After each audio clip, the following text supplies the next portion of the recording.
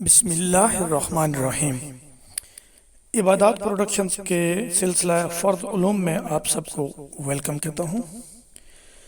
عقائد کا بیان چل رہا تھا، اس میں عقیدہ توحید پر ہم بات کر چکے ہیں۔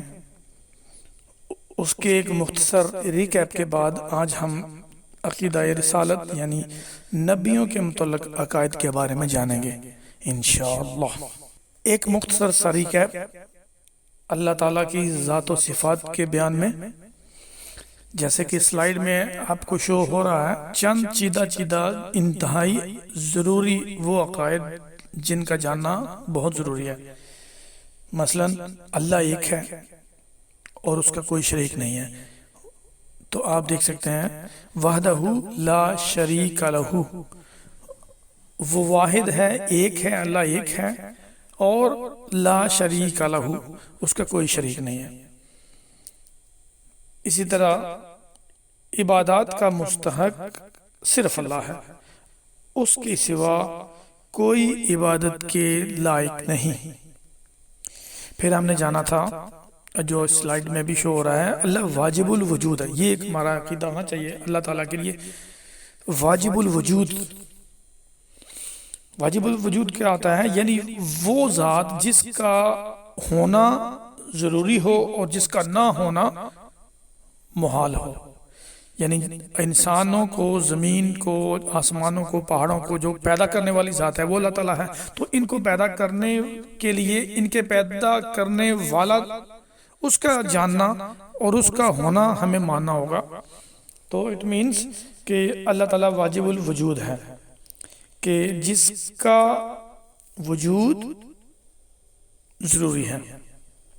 اسی طرح ہم نے جانا تھا کہ اللہ تعالیٰ قدیم اور باقی ہے۔ قدیم کے مطلب کہ اس کا جو ایکیولنٹ مطلب بنتا ہے، اس کے برابر ایک ازلی بولتے ہیں، جو ہماری عام زبان ازل سے ہے، جو ہمیشہ سے ہے، اور ابدی ہے، جو ہمیشہ رہے گا۔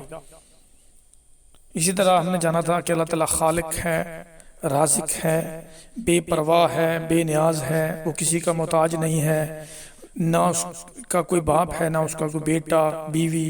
اس طرح کے یہ عقائد ہر انسان کو جاننا چاہیے، بلکہ یہ تو بچوں کو ہی سکھانا چاہیے۔ ہماری عمر تو اب بہت اوپر چلی گئی ہے، تو بچوں کے لیے یہ انتہائی ضروری ویڈیوز ہیں، ان کے لیے ان کے عقائد کو پختہ کرنے کے لیے یہ انتہائی ضروری باتیں ہیں۔ اچھا جی، آگے ہم دیکھتے ہیں کہ ایک ہے کہ اللہ تعالیٰ جسم، جہت، مکان، شکل، حرکت اور سکون، ان سب سے پاک ہے۔ یہ ساری وہ چیزیں ہیں کہ جو مادی چیزیں ہوتی ہیں، ان کے بارے میں ان چیزوں کا ہم تعین کر سکتے ہیں کہ فلاں کی کوئی جسم، ایک خاص کوئی جسم میں ہوتا ہے، ہم جیسے ہیں، یا کوئی چیز ہے، تو جہت کسی ایک خاص سمت میں ہم ہوتے ہیں، لیفٹ ہیں یا رائٹ ہیں، اپ ہیں یا ڈاؤن ہیں، اور مکان ایسے ہم کس مکان میں، تو اللہ تعالیٰ ان چیزوں سے بھی پاک ہے۔ اس طرح ہر کمال اور خوبی کا جامع ہے اللہ تعالیٰ، جبکہ ہر عیب اور نقص سے پاک ہے۔ مثلا جھوٹ، دغا، ظلم اور بے حیائی، اس طرح کی یہ جو باتیں ہیں یہ عیب ہیں، تو اللہ تعالیٰ کی ذات چونکہ ہر عیب سے پاک ہے، تو لہٰذا یہ باتیں بھی اللہ تعالیٰ ان باتوں سے بھی پاک ہے۔ اس کے علاوہ ہم نے 7 صفات ذاتیہ پڑھی تھیں اللہ تعالیٰ کے بارے میں، جو اللہ تعالیٰ کی ذاتی صفتیں ہیں۔ ان میں حیات، قدرت، سننا، دیکھنا، کلام، علم اور ارادہ۔ یعنی اللہ تعالیٰ زندہ ہے، اور اللہ تعالیٰ قدرت، ہر چیز پر قادر ہے، سننا ہے اللہ تعالیٰ کی ایک صفت۔ جیسے ان میں سے چند میں آپ کو بتاتا ہوں، ورنہ ان کی ڈیٹیل ہماری پچھلی ویڈیو میں موجود ہے۔ سننا، جیسے اللہ تعالیٰ سنتا ہے، باریک سے باریک، ہلکی سے ہلکی آواز کو بھی، جو دلوں کے راز کو بھی سن لیتا ہے، تو وہ اللہ تعالیٰ کی ہی ذات ہے۔ لیکن اللہ تعالیٰ کا سننا ہمارے طرح کان سے نہیں ہے کہ ہمارے لیے، ہمیں سننے کے لیے کان ضروری ہے۔ اللہ تعالیٰ کی ذات اس چیز سے بے نیاز ہے کہ وہ کان سے سنے۔ اللہ تعالیٰ کی اپنی ایک یہ خوبی ہے، صفت ہے۔ دیکھنا بھی جیسے ہے، اللہ تعالیٰ دیکھتا ہے لیکن وہ آنکھوں سے نہیں دیکھتا۔ اس کے علاوہ ہم نے ذکر کیا تھا اللہ تعالیٰ کو کیا ہم میاں کہہ سکتے ہیں، جیسے ہماری زبان میں بھی میاں میاں جی، ہم لوگوں کو بھی کہتے ہیں میاں جی، تو اللہ تعالیٰ کے لیے بھی ہم کہتے ہیں اللہ میاں۔ خاوند کے لیے بھی لفظ میاں استعمال کیا جاتا ہے، تو کیا اللہ کے لیے میاں کہنا ٹھیک ہے؟ اور کیا اللہ تعالیٰ کو سخی کہہ سکتے ہیں؟ سخی یہ بھی ایک عرب میں کے محاورے میں سخی کو اس الفاظ میں یا اس معنی میں گنا جاتا ہے کہ جو خود بھی کھائے اور دوسروں کو بھی کھلائے۔ تو کیا اس طرح اللہ کو ایسا کہنا ٹھیک ہے؟ یا کیا اللہ کو عاشق کہا جا سکتا ہے؟ اور اللہ تعالیٰ کو دنیا میں زندگی میں موت سے پہلے کھلی آنکھوں سے کیا اللہ کا دیدار کیا جا سکتا ہے؟ ان تمام یہ جو چھوٹے چھوٹے ٹاپکس ہیں، ان کو ڈیٹیلز دیکھنے کے لیے آپ ہماری پچھلی ویڈیو دیکھ سکتے ہیں۔ تو اب چلتے ہیں اپنے آج کے ٹاپک کی طرف۔ سوال ہے نبی کسے کہتے ہیں؟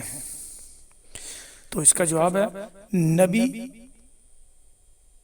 اس بشر کو کہتے ہیں، یعنی اس انسان کو کہتے ہیں جسے اللہ تعالیٰ نے ہدایت کے لیے بھیجا ہو اور اس کی طرف ہدایت کے لیے اپنی وحی بھیجی ہو، اس کو ہم نبی کہتے ہیں۔ نیکسٹ سوال ہے نبی اور رسول میں کیا فرق ہے؟ اس کا جواب ہے کہ رسول نئی شریعت لے کر آتا ہے، جبکہ نبی نئی شریعت لے کر نہیں آتا۔ اس کی مثال ہے جیسے موسیٰ علیہ السلام کے بھائی تھے نا، ہارون علیہ السلام، تو وہ نبی تھے کیونکہ وہ ایک ہی شریعت